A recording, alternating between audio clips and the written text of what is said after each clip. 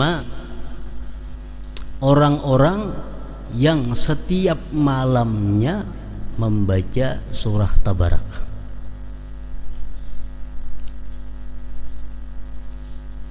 Tiap malam dibacanya surah Tabarak aja.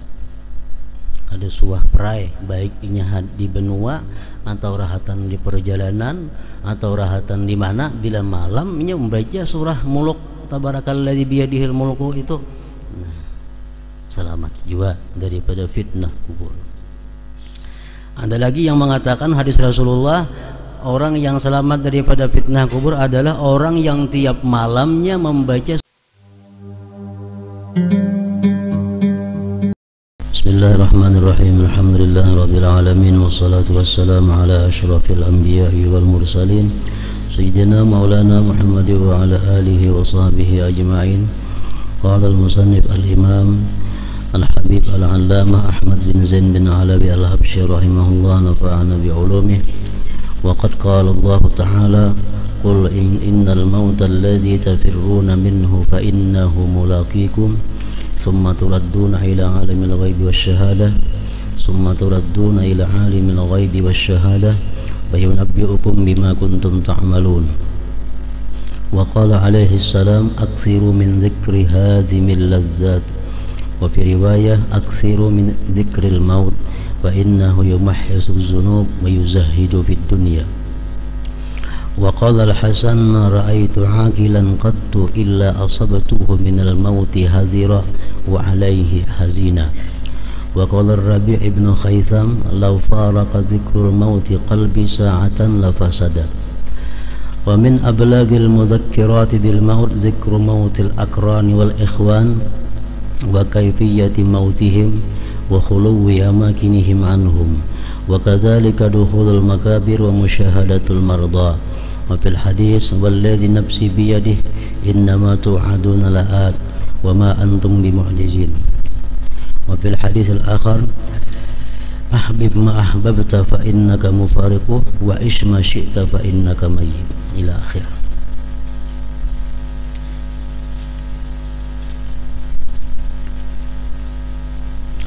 Makna daripada kalam al-Imam Al-Habib Ahmad bin Zain bin Alawi rahimahullah, wazkur bi annaka an qalilin sa'iru fi batni qabrin min falatin balqa'i. Dan ingatlah bahwa dalam waktu dekat engkau akan berada dalam liang kubur di bawah tanah lapang yang terpencil. Bait di atas merupakan nasihat dan wasiat tentang kubur. Sayyid Abdullah bin Alawi Al-Haddad rahimahullah menganjurkan agar kita mengingat dan memikirkan kubur, menyadari bahwa waktu berkunjung telah dekat dan kita akan pindah ke kehidupan kubur yang sunyi. Kubur itu adalah merupakan bagian daripada alam barzakh, dan alam barzakh itu adalah merupakan babakan pertama daripada hari akhirat. Keadaan atau kejadian yang terjadi di alam barzakh itu kada bisa dilihat dengan mata zahir dan kada bisa didengar dengan telinga, kecuali orang-orang yang dikehendaki Allah Subhanahu wa ta'ala. Jadi kubur secara zahir adalah merupakan lubang atau lahat yang luas, panjangnya kurang lebih 0,5 meter kali 2 meter. Itu yang terlihat mata kepala kita. Nanang kita lihat waktu kubur itu berbentuk 0,5 meter misalnya kali 2 meter, itu masih dalam alam dunia. Nah, namun begitu mayit sudah diletakkan di dalam kubur dan sudah ditutupi dengan tanah, nah maka yang terjadi di bawah itu adalah alam barzakh. Kada lagi disebut dengan alam dunia ini. Kada kau lagi dilihat, dikontrol di bawah tanah itu dengan mata atau telinga, kecuali orang-orang yang diberi Allah ilmu mukasyafah, ilmu mengetahui hal-hal yang gaib, seperti Rasulullah sallallahu alaihi wasallam.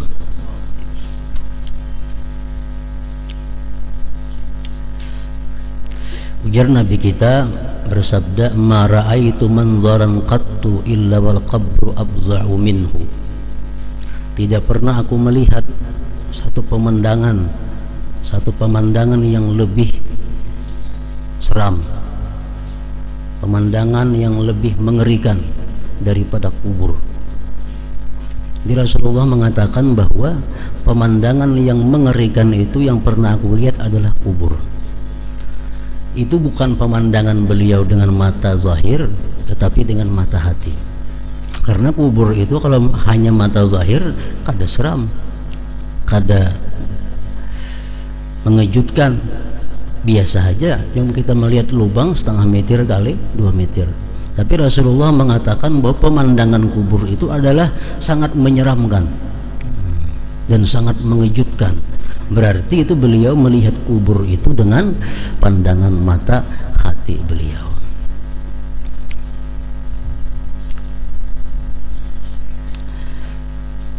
Rasulullah bersabda lagi, inna lil qabri baghtah walau salima aw naja minha la naja Sa'd bin Mu'adz.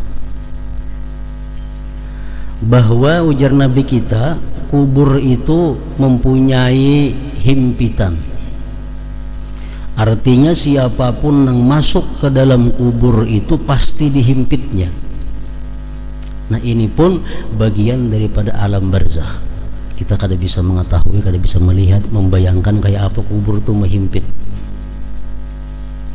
Baik orang yang saleh, baik orang yang kafir, baik orang tua, baik kekanakan, begitu masuk kubur pasti dihimpitnya. Dalam hadis lain beliau mengatakan tidak ada satu orang pun yang selamat daripada himpitan kubur. Cuma berbeda-beda aja himpitannya. Jikalau ada orang yang selamat daripada himpitan kubur, ujar Nabi kita, niscaya Sa'ad bin Mu'adz akan selamat daripada himpitan kubur itu.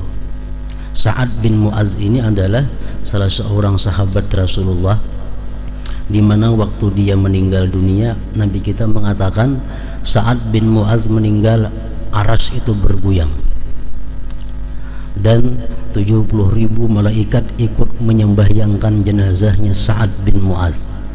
Pintu-pintu langit dibuka semuanya untuk menerima kedatangan rohnya Sa'ad bin Mu'adz. Sa'ad bin Mu'adz yang sedemikian hebat pun, kata Rasulullah, matinya tetap dihimpit oleh kubur. Nah, cuma bedanya tadi, ada yang satu mat saja himpitannya, ada yang kuat himpitannya, ada yang lawas, tergantung amal kebaikan seseorang. Jadi sesuatu yang sifatnya alam barzakh, yang kada bisa dicerna akal, kada bisa dilihat mata, itu sepenuhnya kita hanya percaya kepada Rasulullah yang menceritakan dan percaya kepada Al-Quran.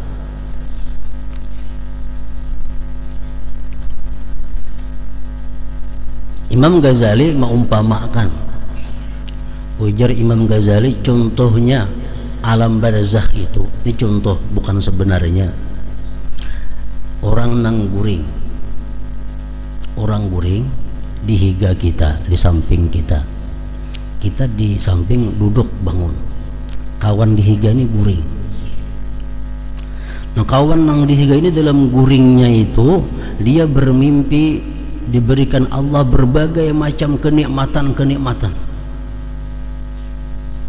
Dalam mimpinya orang nang guring ini menari-nari, berjugit-jugit karena kegembiraan. kita nang dihiga ini tahulah pinagana aja awaknya kada bina menari-nari nang guring ini, padahal inya merasa dalam mimpinya itu menari-nari, terabang, bersepeda motor, berkendaraan, dapat kenikmatan.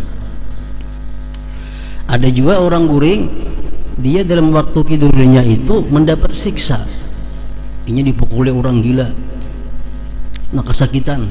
Kita nang dihiga tahulah, kita ada tahu awaknya tetap diam aja, tapi dalam guringnya begitu dahsyat penderitaan yang diterimanya oleh kawan kita ini, kita ada tahu.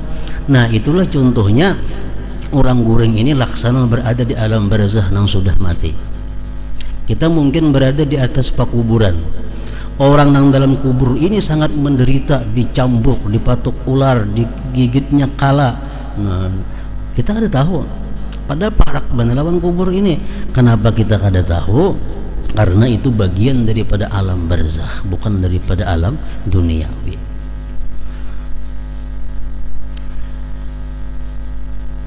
Orang yang hidupnya kafir, orang yang hidupnya saikungnya hidupnya ahli ibadah. Al-Quran, hadis sudah mengatakan orang yang kafirnya akan disiksa dahsyat dalam kuburnya. Orang ahli ibadah ini, hadis mengatakan dia akan dapat kenikmatan-kenikmatan di dalam kuburnya. Bongkar kubur itu keduanya sama aja. Kalau pun sebutin ini kuburnya mewah ada, nah sebutin ini kamarnya kuburnya berapi kan ada juga. Kenapa? Sebabnya karena kita melihat dengan mata kepala kita. Sedangkan yang dialami oleh dua kubur ini adalah yang terjadi pada alam barzakh itu. Di dalam kubur disebutkan oleh Rasulullah datang dua malaikat. Malaikat datang makhluk Allah kepada kita, makhluk yang belum pernah kita kenal. Awaknya, bentuk tubuhnya panjang besar, awaknya hirang macam belakin, matanya ganal, pokoknya menakutkan. Datangnya ke kubur itu, mendatangi orang yang hanyar di patak nih. Kalau kita berpikir dengan akal, jalan mana datangnya? Nang dalam kubur didudukkan oleh malaikat itu. Kalau duduk apa lagi jalan dah. Nah ini bicara tentang alam barzakh. Jangan lagi digunakan akal pikiran untuk menghadapi hal-hal yang seperti itu. Ini kisah alam barzakh. Jadi malaikat munkar dan nakir ini datang ke dalam kubur itu menghadapi, menanya, memfitnah si mayit ini sesudah mayit tadi dihimpit oleh kubur. Himpitan kubur itu merupakan ucapan selamat datang oleh kubur. Siapa yang masuk hak dihimpitnya dulu. Sudah itu hanyar datang munkar dan nakir.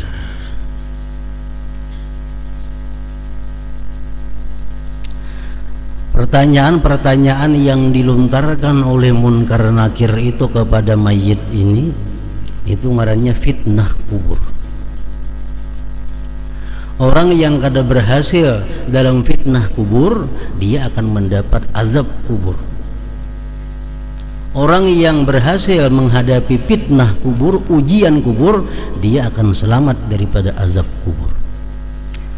Nah, ada pertanyaan. Jadi azab yang di dalam kubur itu adalah akibat dari kada lulusnya dia menghadapi fitnah. Fitnah itu artinya cobaan, ujian dalam kubur. Dan pertanyaan munkar nakir kepada mayit ini, apakah bahasa Arab? Kalau nang mati orang bangsa Arab, apakah bahasa Inggris kalau mati orang Inggris? Itu kada dijelaskan. Tapi yang jelas munkar nakir ini menanyakan kepada mayit dengan kata-kata yang dimengerti oleh mayit, yang dimengerti oleh seseorang yang sedang ditanya itu.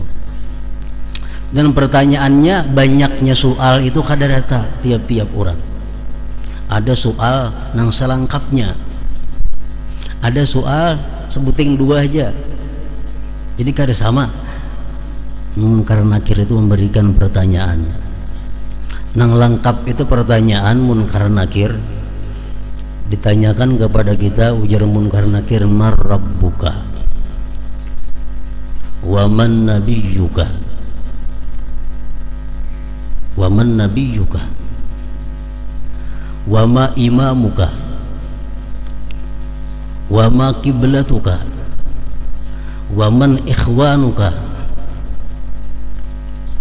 wa man ikhwanuka wa ma i'tiqaduka wa ma taqulu bihadzal rajul. Nah, kalau macam itu pertanyaan itu selengkapnya. Marabbuka, siapa Tuhan engkau? Wa man nabiyyuka, siapa nabi engkau? Wa ma imamuka, apa imam engkau?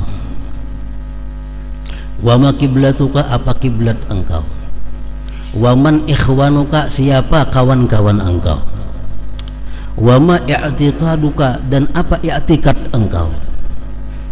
Wa ma taqulu bihadzal rajul, apa yang kamu kata tentang ini laki-laki? Hadir di kubur itu ada seorang laki-laki. Laki-laki ini siapa? Nah, bahasa kitanya.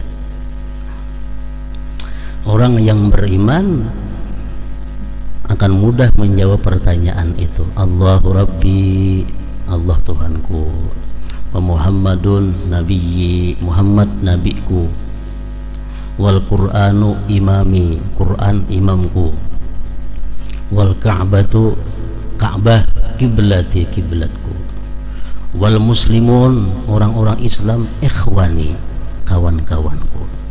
La ilaha illallah Muhammadur Rasulullah, i'tiqadi, i'tiqadku.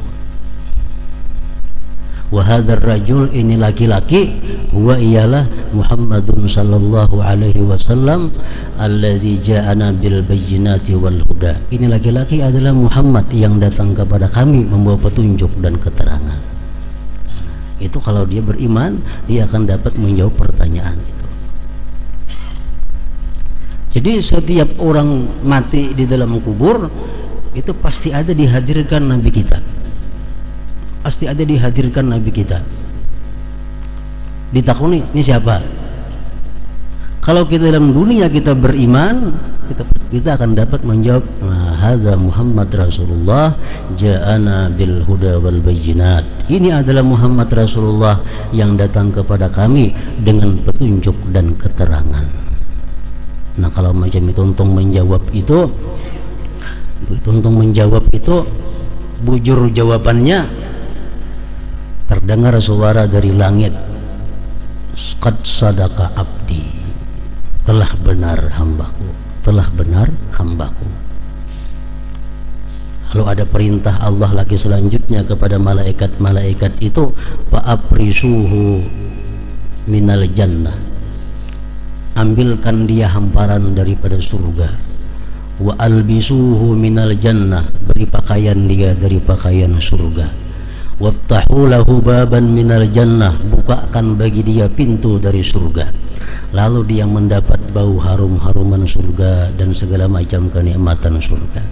Nah, orang yang macam ini di dalam kuburnya kada terasa kiamat hari. Walaupun kiamat itu mungkin ribuan tahun lagi, tapi oleh karena kenikmatan-kenikmatan yang diterimanya, kada terasa begitu cepatnya terjadinya kiamat, dibangkitnya orang di dalam kubur. Nah, lain halnya orang-orang munafik, orang-orang nang durjana, orang-orang yang lebih banyak dosa daripada pahalanya. Begitu ditakuni dia, marabbuka, dijawabnya kada ada bayangan apa jawabannya. Waman nabiyyuka, wama imamuka, kada tahu juga. Apa kiblat, kada tahu juga. Ini laki-laki ini siapa, kada kenal. Nah, hanya turun ada bunyi suara dari langit yang mengatakan, kadzaba abdi, ini hambaku ini pendusta, hambaku ini pendusta. Fa'aprisu lahu minan nar wa albisuhu minan nar waftahu lahu baban minan nar.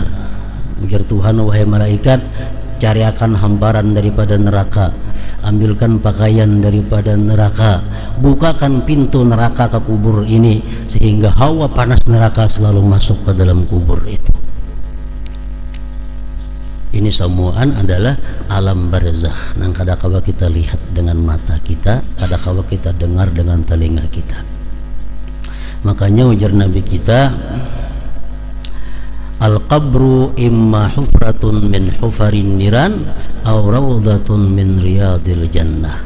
Kubur itu adalah ada kalanya satu jurang daripada jurang-jurang yang ada di neraka, atau kubur itu merupakan satu taman dari taman-taman surga. Nah, bagi orang yang matinya beriman, orang yang selamat berhasil daripada fitnah kubur, dia kubur itu laksana taman daripada taman-taman surga. Makanya rancak kita berdoa kalau itu, Allahumma ja'al kuburahum min riyadil jannah, ya Allah jadikan kubur mereka itu taman-taman surga. Wala taj'alhum hufratan min hufarin niran, jangan kau jadikan kubur mereka itu jurang daripada jurang api neraka. Nah, jadi kubur, fitnah kubur wajib kita percaya kepadanya bahwa itu adalah hak benar. Nah, kemudian lagi yang wajib kita percayai adalah azabul qabr, azab kubur, termasuk keimanan yang wajib percaya bahwa di kubur itu ada azab atau nikmat. Itu wajib kita percaya. Ada yang berupa ular azabnya, ada yang berupa kala, ditambah lagi dalam kubur itu ada berupa api yang dikirimi Allah kepada orang-orang yang fasik, yang kafir kepadanya. Dalam beberapa hadis Rasulullah Sallallahu Alaihi Wasallam menyatakan ada beberapa kelompok manusia yang terhindar daripada fitnah kubur. Artinya dalam kubur inya ini kada dicoba, dalam kubur inya kada diuji, otomatis selamat daripada azab. Karena azab sesudah ujian. Kalau orang itu terhindar daripada ujian, kalau orang itu terhindar daripada pertanyaan munkar nakir, otomatisnya kada diazab. Pertama, ujar Nabi kita, yang selamat daripada fitnah kubur itu adalah orang yang mati sebagai syuhada fisabilillah. Orang yang matinya terbunuh dalam peperangan di jalan Allah. Ini matinya los, artinya kada tahu ujian, kada tahu tes, kada tahu. Ini tahu selamat dalam surga. Yang kedua, ujar Nabi kita, orang-orang yang mati dalam keadaan murabita. Murabita ini orang-orang yang tugasnya menjaga perbatasan antara Islam dan bukan Islam. Misal kampung, ini kampung Islam, sebelahnya balah kampung kada Islam. Inya ini tugas gawiannya menjaga perbatasan ini, nah berkeliling jaga perbatasan. Walaupun nya kada perang, tugasnya menjaga perbatasan supaya orang kafir jangan masuk. Nah, ini pun kalau inya mati selamat daripada fitnah kubur. Yang ketiga, orang yang mati malam atau siang Jumat. Orang yang mati malam atau siang Jumat ini selamat juga daripada fitnah kubur, asalkan nang mati ini orangnya Islam. Orang kada Islam lain kisahnya. Orang Islam nang mati Jumat, baik malamnya atau siangnya, masalah di kubur itu dasar aja malam Sabtu, hari Sabtu kan lain lagi. Nah, matinya itu yang penting malam Jumat atau siangnya. Ini selamat juga daripada fitnah kubur.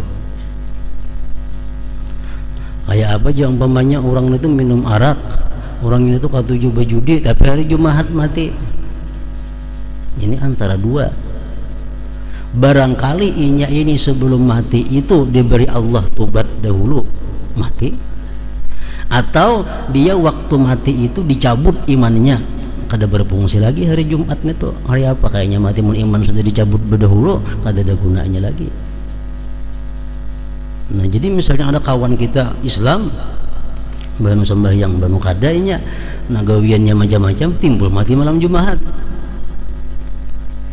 Kalau ini Allah sayang, Allah berikan dia tobat sebelum beberapa saat sebelum ia mati, sehingga dihabiskan dosanya, dicabut malam Jumat.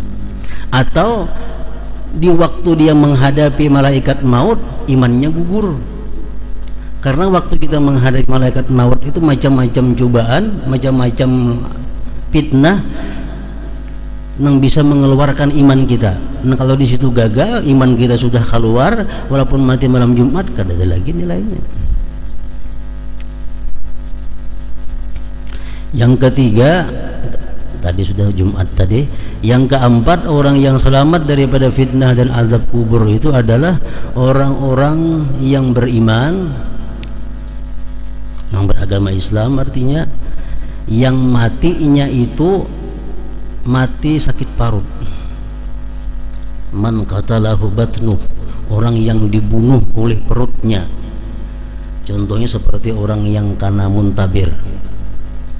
Nah, karena muntabir matinya adalah selamat daripada fitnah dan daripada azab kubur. Yang kelima, orang-orang yang setiap malamnya membaca surah Tabarak.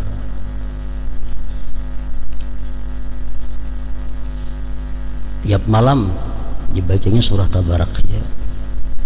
Ada surah perai, baik ini di benua atau rahatan di perjalanan atau rahatan di mana, bila malamnya membaca surah Muluk, Tabarakalladzi biyadihil mulku itu, selamat jiwa daripada fitnah kubur.